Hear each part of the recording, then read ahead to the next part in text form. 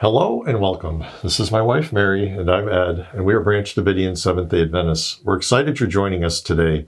We present or expound on a principle or belief related to the SDA Sabbath School Quarterly each week.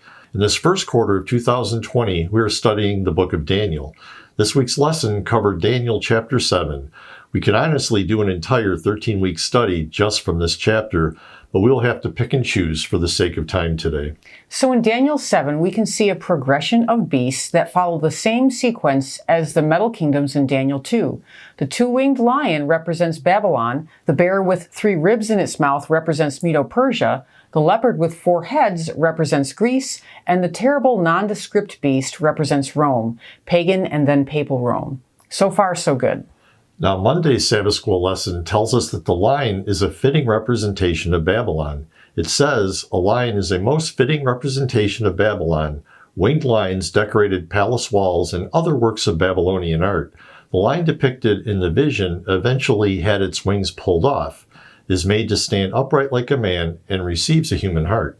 While we would agree that a two-winged lion is indeed a fitting representation of Babylon, it's not because two-winged lions decorated anything in Babylon. In fact, so far as we could find, there were no depictions of winged lions in ancient Babylon. I myself was shocked to discover this.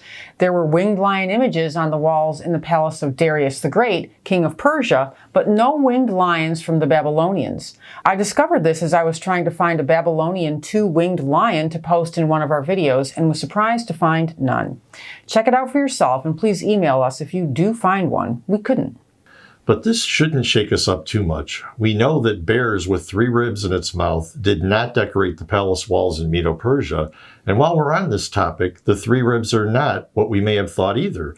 Ribs do not symbolize nations as we may have thought, as nations are symbolized by horns, not ribs. And the ribs could not represent provinces that Medo-Persia could not conquer because they are in the bear's mouth. This would not be a fitting way to represent a province that was too strong for the bear. These symbols have very specific meanings, and only inspiration can unlock them for us. If you would like to see the actual reason a two-winged lion represents Babylon and what the 3 ribs in the bear's mouth symbolize, please click on the link in the description for further study. But this is not what we wanted to focus on today. Tuesday's lesson discusses the judgment scene in Daniel chapter 7, verses 9 through 14.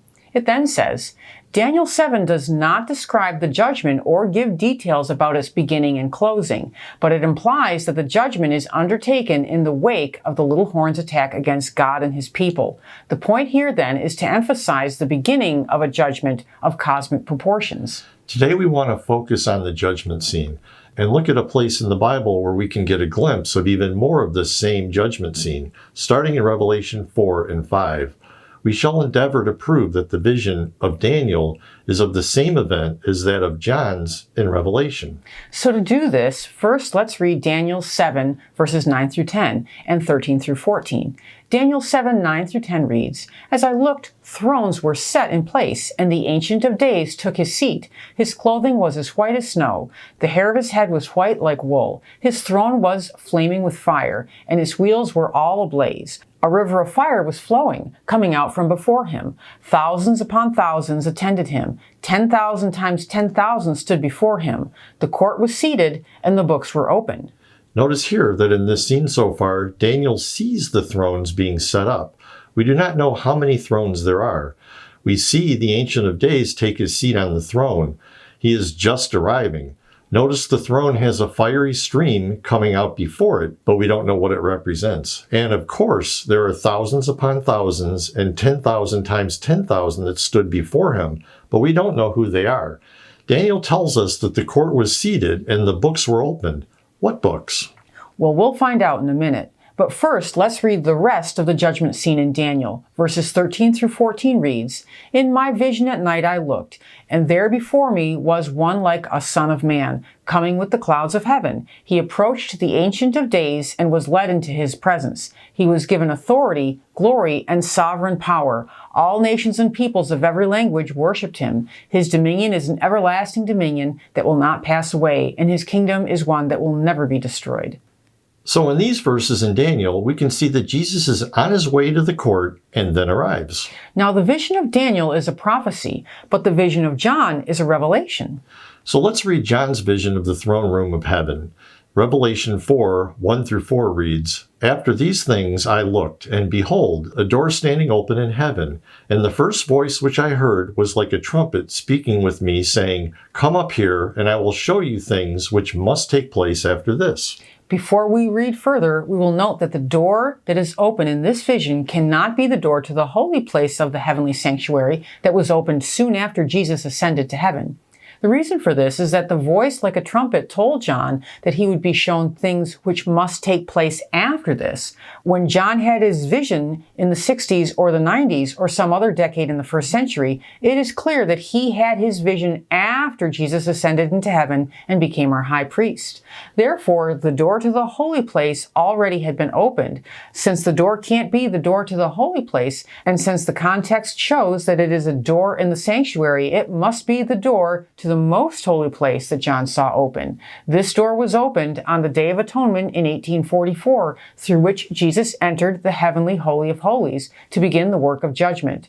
Therefore, the things that take place after this, which John was shown in vision, is the investigative judgment in heaven which commenced in 1844. John continues, "Immediately I was in the Spirit, and behold, a throne set in heaven, and one sat on the throne. And he who sat there was like a jasper and a sardis stone in appearance.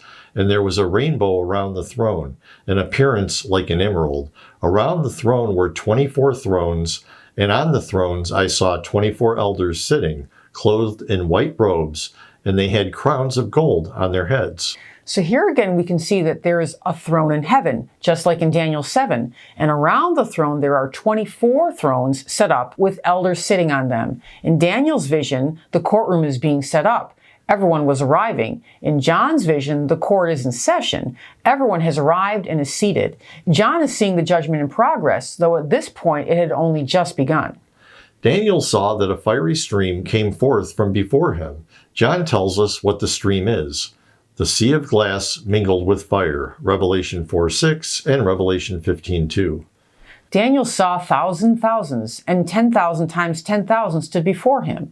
John tells us who they are in Revelation 5, verse 11, which reads, "And I beheld, and I heard the voice of many angels round about the throne, and the beasts and the elders, and the number of them was 10,000 times 10,000, and thousands of thousands." See Revelation 5:11. Daniel saw that the judgment was set and the books were open. John sees that one of the books was in the hand of him that sat on the throne and was sealed with 7 seals. Revelation 5:1 reads, "And I saw in the right hand of him who sat on the throne a scroll written inside and on the back, sealed with 7 seals." This book, sealed with 7 seals, is none other than the Book of Life. The only one worthy to open it is Jesus, our high priest and judge. It contains the names of all who have professed to serve God. Those who overcame, as Jesus overcame, will have their names retained in the Book of Life, and those who continue to sin will have their names blotted out. Revelation 3:5. Ellen White said, "The names of all those who have once given themselves to God are written in the book of life, and their characters are now passing in review before him. And also, the guests at the gospel feast are those who profess to serve God, those whose names are written in the book of life." It is important to understand that as the 7 seals are opened one at a time, there is revealed the deeds of humanity and the history of God's providences from the beginning of Earth's history to its close.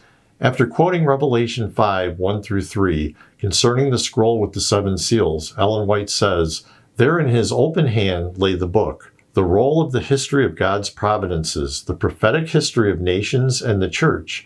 Herein was contained the divine utterances, his authority, his commandments, his laws, the whole symbolic counsel of the eternal, and the history of all ruling powers in the nations. In symbolic language was contained in that roll the influence of every nation, tongue, and people from the beginning of Earth's history to its close." Many think that the 7 seals commence the gospel dispensation, but here we can see that that interpretation does not line up with Ellen White's statements. The scroll sealed with 7 seals contains the names of the professed followers of God from the beginning of Earth's history. In Daniel's vision of the judgment, Jesus is on his way. In John's vision, Jesus is very much there and ready to take the scroll and open the seals. A fair court proceeding requires a judge, an advocate, a jury, and representatives of those who are to be judged, for they cannot be there in heaven in person. There must be books containing the names and records of the deeds of those who are to be judged, also the time of the judgment and the reward. All of these roles are revealed to us in Revelation chapters 4 and 5. There is so much more, but basically, John is giving us a more detailed revelation of the judgment which started in 1844. Daniel saw the judgment as it was being set up.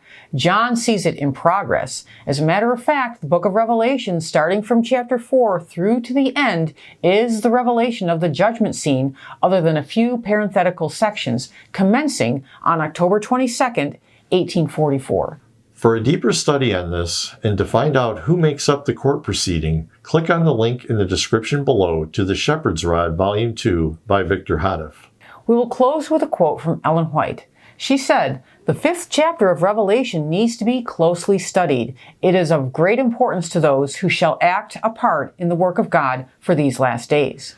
Thank you for staying with us through the entire video. We invite you to visit our website, www.bdsda.com, to learn more about who we are and, just as important, who we are not.